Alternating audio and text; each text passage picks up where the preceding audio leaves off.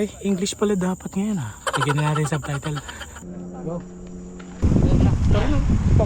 Okay.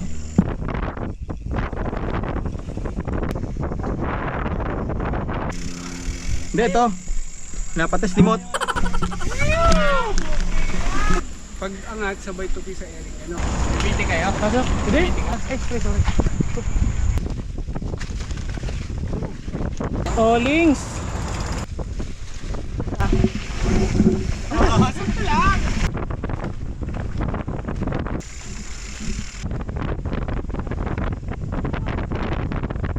Bike check, bike check!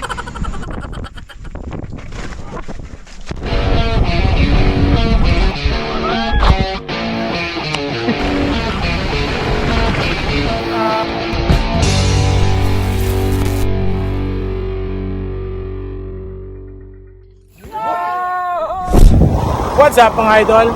Nakita nyo yung intro? Yun yung mga papakita natin mamaya kung ano yung mga anggulo na yun at kung ano yung bago sa ating mga map. Let's go! When you run out, need to get unstuck, so go off. When you're up against the wall and you cannot fall, so go off, go off, go off. Go off, so go off, go off.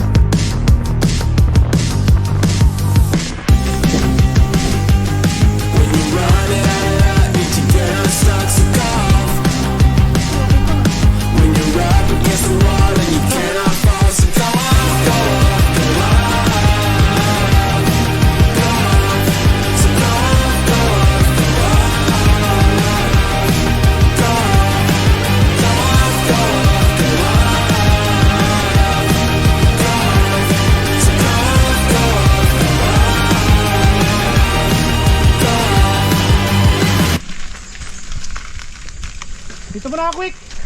Dito muna ako. Kakausapin ko muna yung sarili ko. What's up mga idol? So, nakita nyo yung mga angulo. So, bali ang gamit ko dun is hips mount. Pwede rin siya dito sa shoulder mount. Dito pala sa kabilang side. Shoulder mount. So, itong mga to, pinadala sa atin ng HSU. Yung isa sa mga nag-sponsor ng channel na to. So, lahat ng mga mount na ginagamit ko para sa mga ride is galing sa kanila. Tapos meron pa tayong isang mount na extension. Itong pole. Kaya, gagamitin ko para dito. So, itong mga klaseng mount na to, maganda lang to pag 360 yung camera mo. Pwede rin siguro hindi 360. Gagawa natin ng ibang video sa susunod. Maganda siya. Kung gusto niyo lagyan ng magandang ibang angulo naman yung mga kuha nyo, ito yung pwedeng i-consider na mount. So masasabi ko dito sa mount na to, ayos to. Ang problema lang dito, medyo hindi siya convenient pag dinala. Pag buong araw mong gamit, normal na ride na dadalhin, medyo hindi siya convenient dalhin. Siguro pag gamit mo lang siya pag mga shooting na gano'n, na ibang angulo na shot para dun sa video edit mo. Pero ang kagandahan nito, marami kang angulo na pwedeng paggawan dito.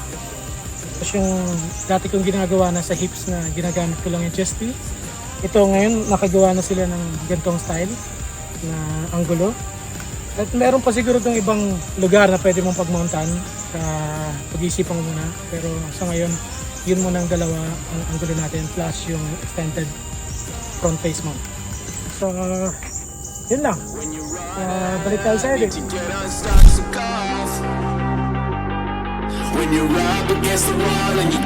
Okay guys, Eleanor here.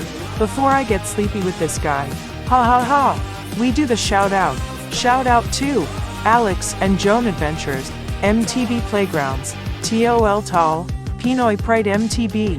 Special shout out to the idols featured on this video: Marlon Deo, Trail Nirvana Jetboy, Renee RTV, Yang Regitor, Kalakoys with Lagalag Crew, and to our Mimi idol, Sheplong.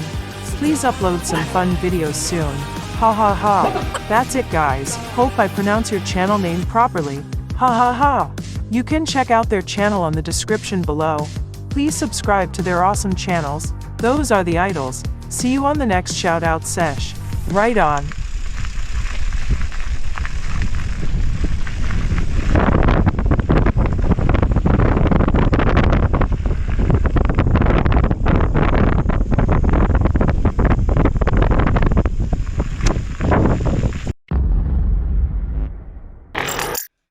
Bike raid pala, bike raid.